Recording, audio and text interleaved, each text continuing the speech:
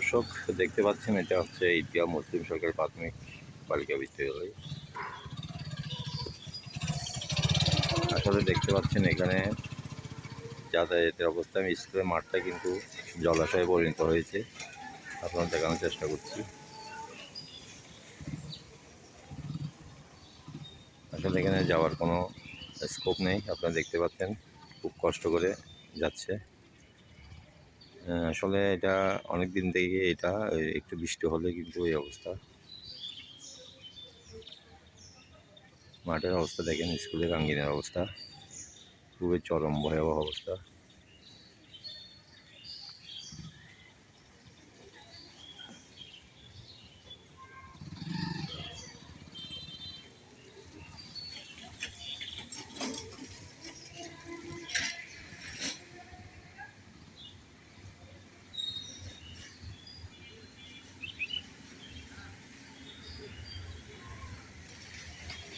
এ হলো আমাদের দেশের শিক্ষা ব্যবস্থা। আপনারা দেখতে পাচ্ছেন ছাত্রছাত্রীরা কিন্তু আসতে পারতেছে না, এই যে পানির জন্য।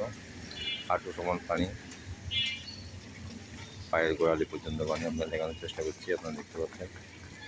দেখেন একজন শিক্ষক কীভাবে আসতেছে, অভিভাবক।